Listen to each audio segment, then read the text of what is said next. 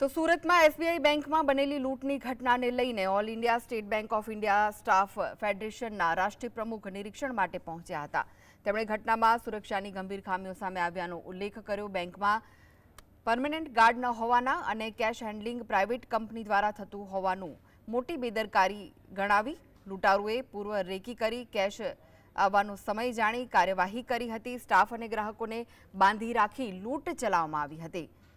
Alarm system અંગે staff અજાણ હોવાનું પણ સામે આવ્યું, છતાં સ્ટાફે હિંમત દાખવી ગોલ્ડ સેફની ચાવી આપી ન હતી। સુરક્ષા વ્યવસ્થામાં સુધારાની માંગ ઉઠી છે।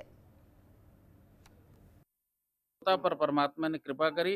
गार्ड का ना होना उस ब्रांच में सबसे बड़ी गलती थी, जिसकी वजह से घटना इतनी उसे उन्होंने करी इस बात को।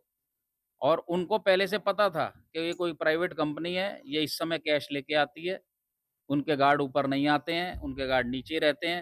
उनको सारा ज्ञान था, हर चीज़ का ज्ञान था। उस जगह जहाँ मैं गया हूँ, वहाँ मुझे गाड़ी दूर खड़ी करके पैदल जाना पड़ा। ऐसी जगह कोई डकैती का इंतज़ाम कैसे कर सकता है? ये तो हमारा स्टाफ बड़ा जागरूक था, बड़ा हिम्मत वाला था, जिन्होंने अपने आप को भी बचाया, कस्टमरों को भी बचाया।